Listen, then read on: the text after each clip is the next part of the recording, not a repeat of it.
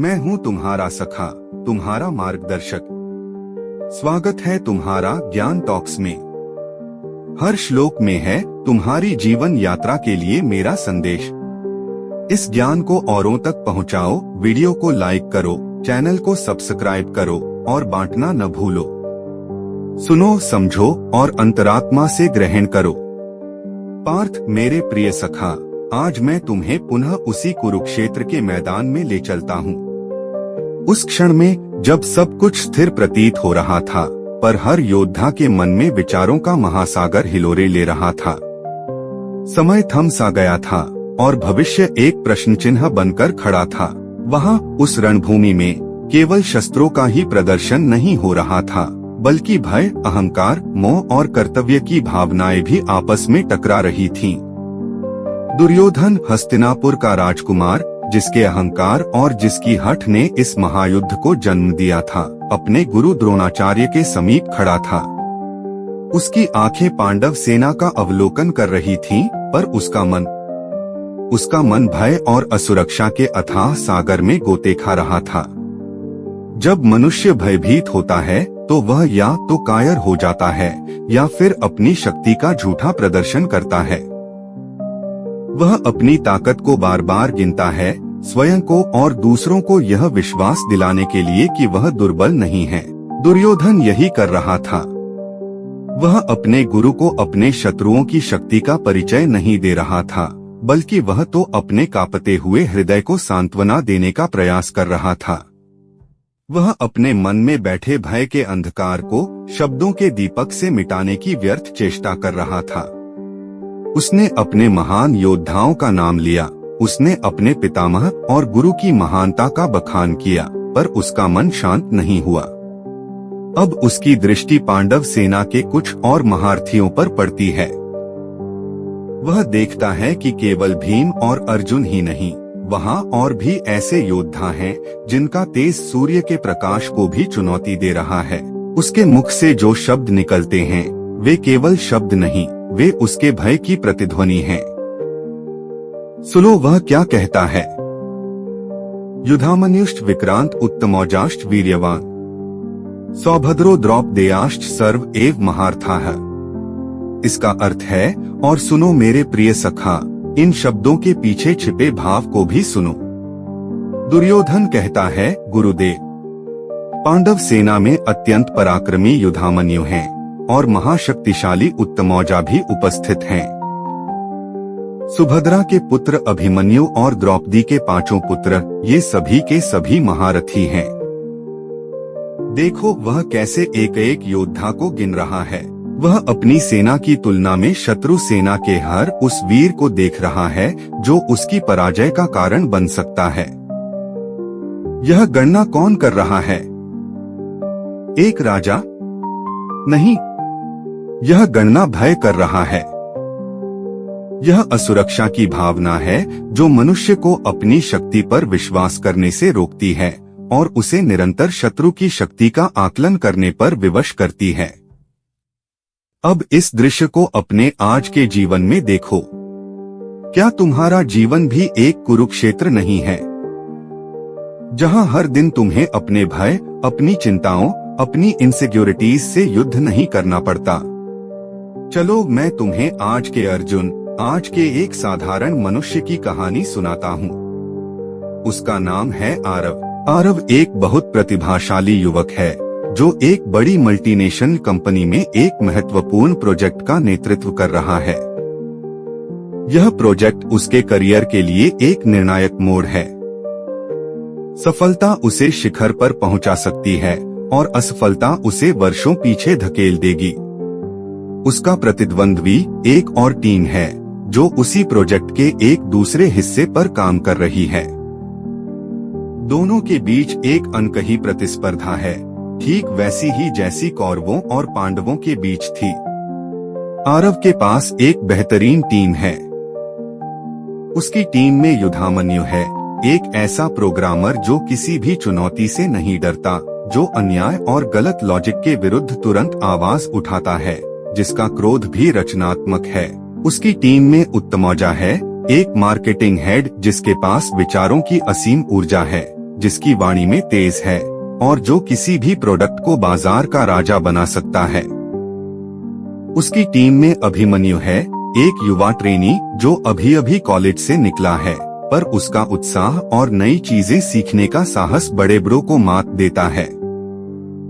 वह किसी भी मुश्किल समस्या के चक्रव्यूह में घुसने से नहीं डरता और उसकी टीम में द्रौपदी के पुत्रों की तरह निष्ठावान सदस्य भी हैं, जो आरव के एक इशारे पर दिन को रात और रात को दिन करने के लिए तैयार हैं।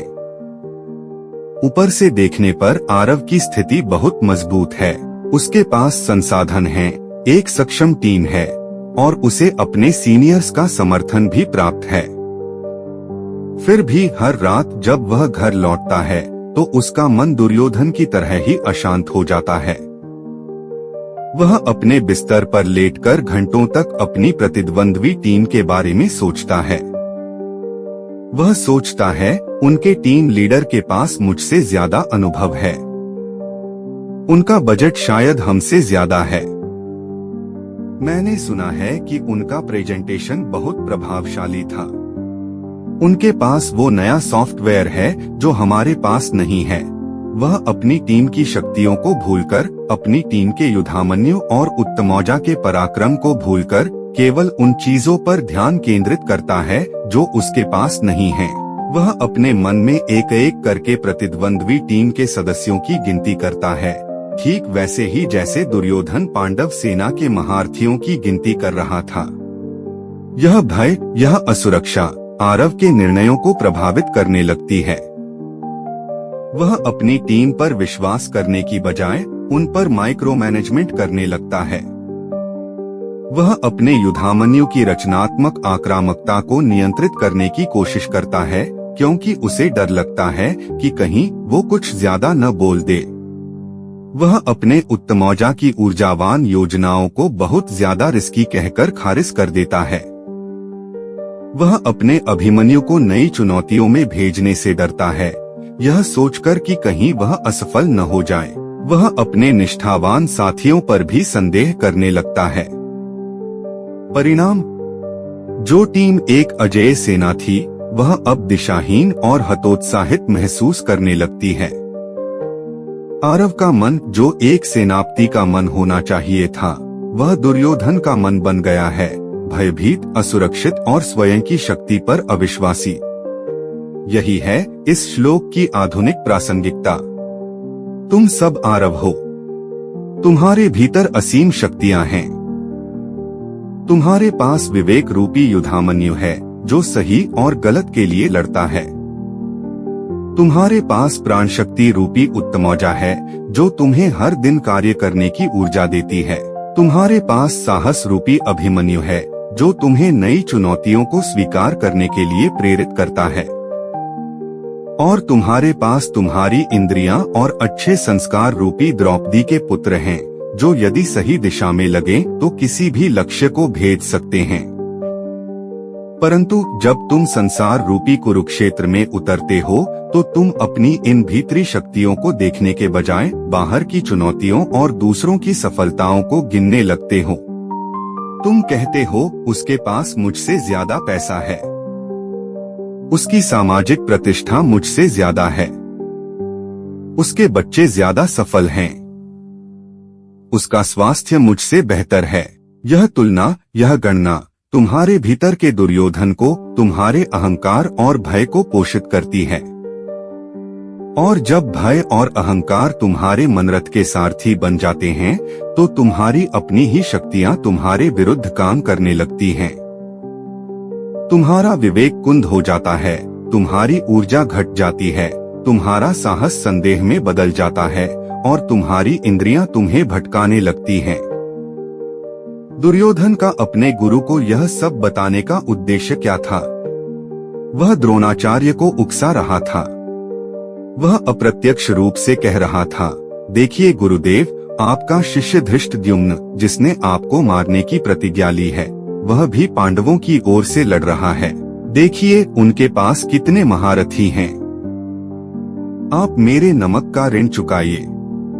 आप पूरी शक्ति से युद्ध कीजिए। भयभीत व्यक्ति अक्सर दूसरों पर दोषारोपण करता है, और उन्हें उनकी जिम्मेदारियों का एहसास दिलाने की कोशिश करता है, क्योंकि वह स्वयं अपनी जिम्मेदारी उठाने में असमर्थ होता है। आरव भी यही करता है।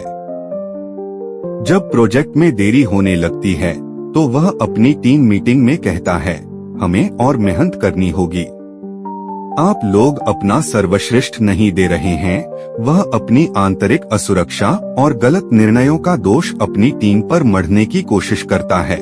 वह यह भूल जाता है कि एक लीडर का, एक राजा का धर्म अपनी सेना का मनोबल बढ़ाना है, न कि उनकी गिनती करके भयभीत होना या उन्हें भयभीत करना। सच्चा लीडर वह है जो अपनी टीम के युद्धामन्यु को सही दिशा में लड़ने की स्वतंत्रता दे, उत्तमौजा की ऊर्जा को पंख दे और अभिमन्यु के साहस पर विश्वास करे। अब इस श्लोक के गहरे आध्यात्मिक अर्थ को समझो। यह कुरुक्षेत्र कहीं बाहर नहीं, यह तुम्हारे अपने ही मन के भीतर है। यह धर्म क्षेत्र और कुरुक्षेत्र तुम्हारा ही चित्त है। और ये योद्धा कौन है? ये तुम्हारी वृत्तियां हैं, तुम्हारी मानसिक प्रवृत्तियां। पांडव सेना तुम्हारी दैवीय वृत्तियां हैं, विवेक, वैराग्य, शांति, संतोष, साहस। और कौरव सेना, वह तुम्हारी आसुरी वृत्तियां हैं, काम, क्रोध, लोभ, मोह, अहंकार, ईर्ष्या। दुर्योधन तुम्हारा अहंकार है जो मनरूपी हस्तिनापुर पर अपना अधिकार जमाए रखना चाहता है। इस श्लोक में वर्णित योद्धा तुम्हारी ही सकारात्मक शक्तियों के प्रतीक हैं। युद्धामन्यु इसका शाब्दिक अर्थ है जो युद्ध में क्रोधी हो। यह कैसा क्रोध है? यह सांसारिक क्रोध नहीं है। यह राइटियस इंडिग्नेशन है, धर्म का क्रोध। जब तुम अपने भीतर की बुराइयों को, अपनी अज्ञानता को, अपनी जड़ता को देखते हो तो उसे नष्ट करने के लिए जो तीव्र संकल्प उठता है वही युद्धामन्यु है। यह आलस्य के विरुद्ध, अन्याय के विरुद्ध, असत्य के विरुद्ध तुम्हारे भीतर का योद्धा है। जब तुम साधना में बैठते हो और तुम्हारा मन भटकता है तो उस भटकते हुए मन को वापस लाने का जो दृढ़ निश्चय है वही युद्धामन्यु है। विक्रांत इसका अर्थ है पराक्रमी, साहसी। यह तुम्हारे भीतर का वो साहस है जो तुम्हें आध्यात्मिक मार्ग की कठिनाइयों का सामना करने की शक्ति देता है। समाज क्या कहेगा, लोग क्या सोचेंगे, इस भय से ऊपर उठकर सत्य के मार्ग पर चलने का जो बल है वही विक्रांत है। यह तुम्हारी कंफर्ट जोन से बाहर निकलने का साहस है। उत्तमौजा इसका अर्थ है जिसके पास उत्तम ओज हो। ओज केवल शारीरिक बल नहीं है, यह तुम्हारी आध्यात्मिक और मानसिक ऊर्जा है। जब तुम ब्रह्मचर्य का पालन करते हो, सात्विक भोजन करते हो, अच्छे विचारों का चिंतन करते हो तो तुम्हारे भीतर एक दिव्य ऊर्जा का संचय होता है जिसे ओज कहते हैं। यही ओज तुम्हारी बुद्धि को तीव्र करता है, तुम्हारी स्मरण शक्ति को बढ़ाता है और तुम्हारे चेहरे पर एक दिव्य तेज लाता है। आध्यात्मिक प्रगति के लिए इस उत्तमौजा का होना नितांत आवश्यक है। यही वो शक्ति है जो तुम्हें लंबे समय तक ध्यान और साधना में टिके रहने में सहायता करती है।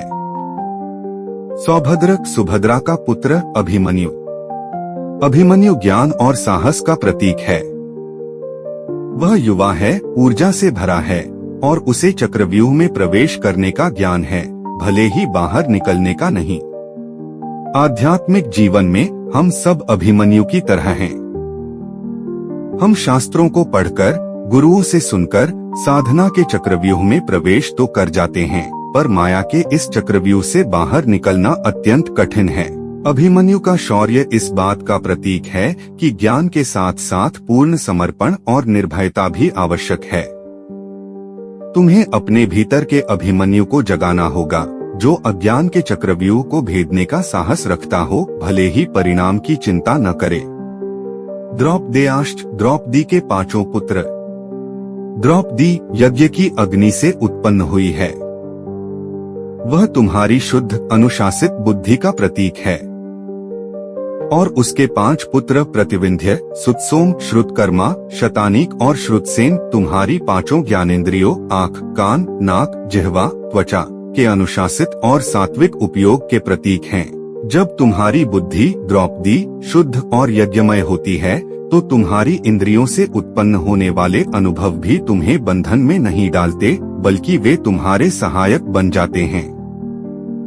तुम्हारी आंखें शुभ दर्शन करती हैं, तुम्हारे कान मेरा ही गुणगान सुनते हैं, तुम्हारी जिह्वा मेरा ही प्रसाद ग्रहण करती है। ये ही द्रौपदी के पुत्र हैं, जो महारथी बनकर तुम्हारी आध्यात्मिक यात्रा में तुम्हारी सहायता करते हैं। तो देखो, दुर्योधन रूपी अहंकार इन सभी दैवीय शक्तियों को देखकर भयभीत हो रहा है। अहंकार जानता है कि यदि युधामन्यु धर्म का क्रोध जाग गया तो वह अहंकार के अधर्म को नष्ट कर देगा। यदि उत्तमौजा ओजस प्रकट हो गया तो अहंकार का अंधकार टिक नहीं पाएगा। यदि अभिमन्यु साहस ने अज्ञान के चक्रव्यूह पर आक्रमण कर दिया तो अहंकार का किला ढह जाएगा। और यदि इंद्रियां द्रौपदी के पुत्रों की भांति संयमित हो गईं, तो अहंकार को भोग का भोजन मिलना बंद हो जाएगा और वह स्वयं ही भूखा मर जाएगा। इसलिए तुम्हारा अहंकार, तुम्हारा दुर्योधन निरंतर इन शक्तियों को दबाने का प्रयास करता है। वह तुम्हें सांसारिक बातों में उलझाए रखता है। वह तुम्हें बाहरी शत्रुओं और प्रतिस्पर्धाओं का भय दिखाता है, ताकि तुम्हारा ध्यान कभी अपने भीतर के इन महारथियों पर जाए ही नहीं। वह तुम्हें आरव की तरह अपनी कमियों और दूसरों की शक्तियों की गिनती करने में व्यस्त रखता है। वह तुम्हें विश्वास दिलाता है कि तुम दुर्बल हो, असहाय हो और आध्यात्मिक मार्ग तुम्हारे लिए नहीं है। जब दुर्योधन इन सभी को महारथी कहता है तो वह उनके पराक्रम को स्वीकार कर रहा है। महारथी वह होता है जो अकेले 10,000 धनुर्धरों से युद्ध कर सकता है, जो शस्त्र और शास्त्र दोनों में निपुण हो। तुम्हारे भीतर की ये सभी दैवीय वृत्तियां महारथी हैं। तुम्हारा विवेक, तुम्हारा साहस, तुम्हारी आध्यात्मिक ऊर्जा, तुम्हारा संयम, ये इतने शक्तिशाली हैं कि वे अकेले ही तुम्हारी हजारों नकारात्मक वृत्तियों, कौरव सेना का संहार कर सकते हैं। परंतु समस्या क्या है? समस्या यह है कि तुम्हें अपनी इन शक्तियों पर विश्वास नहीं है। तुम स्वयं को दुर्योधन से जोड़कर देखते हो, अर्जुन से नहीं। तुम अपनी आसुरी वृत्तियों को ही अपना स्वरूप मान बैठे हो। तुम अपने क्रोध, अपने लोभ, अपने मोह को ही मैं समझते हो। और जब कोई तुम्हें तुम्हारी दैवीय शक्तियों का स्मरण कराता है तो तुम उसे अनसुना कर देते हो। मेरी वाणी, यह गीता का ज्ञान तुम्हारे लिए सारथी का कार्य करता है। मैं तुम्हें यह स्मरण दिलाने आया हूँ कि तुम यह भयभीत अहंकारी दुर्योधन नहीं हो। तुम वह अर्जुन हो जिसके रथ पर मैं स्वयं सारथी बनकर बैठा हूँ। तुम्हारे भीतर यह समस्त पांडव सेना, ये सभी महारथी सुप्तावस्था में विद्यमान हैं। उन्हें जगाने की आवश्यकता है। अपने युधामन्यु को जगाओ। संसार की तुच्छ बातों पर क्रोध करने के बजाय अपनी अज्ञानता और अपनी कमियों पर क्रोध करो। उन्हें नष्ट करने का संकल्प लो। अपने उत्तमौजा को जगाओ। व्यर्थ की चिंताओं और भोगविलास में अपनी ऊर्जा को नष्ट मत करो। प्राणायाम, ध्यान और सत्कर्म से अपने ओज को बढ़ाओ। अपने अभिमन्यु को जगाओ। आध्यात्मिक मार्ग पर चलने का साहस करो। नए प्रयोग करो, नई साधनाओं को अपनाओ। असफलता से मत डरो। अपने द्रौपदी के पुत्रों को अनुशासित करो। अपनी इंद्रियों को विषयों के कीचड़ में मत फंसने दो। उन्हें परमात्मा की ओर मोड़ो। शुभ देखो, शुभ सुनो, शुभ बोलो। जब तुम अपनी इन आंतरिक शक्तियों को पहचानोगे और उन पर विश्वास करोगे तो बाहरी परिस्थितियां और चुनौतियां तुम्हें आरव की तरह भयभीत नहीं कर पाएंगी। तब तुम अपनी प्रतिद्वंद्वी टीम की शक्ति को देखकर डरोगे नहीं, बल्कि अपनी टीम की शक्ति पर विश्वास करके कर्म करोगे। तब तुम जीवन के कुरुक्षेत्र में एक भयभीत सैनिक की तरह नहीं, बल्कि एक आत्मविश्वासी योद्धा की तरह खड़े होगे, यह जानते हुए कि विजय तुम्हारी ही होगी, क्योंकि तुम धर्म के पक्ष में हो और जहाँ धर्म है वहाँ मैं हूँ। दुर्योधन का यह श्लोक एक चेतावनी है। यह दिखाता है कि कैसे एक शक्तिशाली राजा भी, जिसके पास अपार सेना है, भय और असुरक्षा के कारण भीतर से खोखला हो सकता है। शक्ति शस्त्रों में या संख्या में नहीं होती पार्थ। सच्ची शक्ति आत्मविश्वास में होती है, धर्म में होती है और मुझ पर अटूट श्रद्धा में होती है। दुर्योधन ने अपनी शक्ति को गिना, अपनी सेना को गिना, पर उसने धर्म को नहीं गिना, उसने सत्य को नहीं गिना और इसीलिए उसका पतन निश्चित था। तुम अपने जीवन में यह भूल मत करना। अपनी डिग्रियों, अपनी संपत्ति, अपने संपर्कों को मत गिनना। यह सब बाहरी आवरण है। अपने भीतर के गुणों को गिनो, अपनी सत्यनिष्ठा को, अपनी करुणा को, अपने साहस को, अपनी मुझ पर श्रद्धा को डोट इन महारथियों को पहचानो। ये कभी तुम्हारा साथ नहीं छोड़ेंगे। यही तुम्हारी सच्ची सेना है जो तुम्हें जीवन के हर कुरुक्षेत्र में विजयी बनाएगी। भय से गणना उत्पन्न होती है और श्रद्धा से समर्पण। दुर्योधन गणना कर रहा था, अर्जुन ने अंत में समर्पण किया। तुम्हें गणना नहीं करनी है, तुम्हें समर्पण करना है। अपने मन बुद्धि को मुझे सौंप दो और फिर मैं तुम्हारे भीतर के इन सभी महारथियों को स्वयं जागृत करूंगा और तुम्हारे जीवन युद्ध का संचालन अपने हाथों में ले लूंगा। तुम्हें बस अपना गांडीव उठाकर कर्म करना है, पूरी निष्ठा और पूरे विश्वास के साथ। अपने जीवन के आरव को समझाओ कि उसकी टीम अजय है, बस उसे अपनी दृष्टि बाहर से हटाकर भीतर की ओर करनी है। दूसरों की शक्ति का आकलन करने से पहले अपनी अंतरात्मा की शक्ति को पहचानो। यदि मेरा संदेश तुम्हारे मन को स्पर्श करे तो इसे औरों के साथ बांटो। चैनल को सब्सक्राइब करो, वीडियो को लाइक करो, क्योंकि हर जीव को मेरी आवश्यकता है। मैं सदा तुम्हारे साथ हूँ।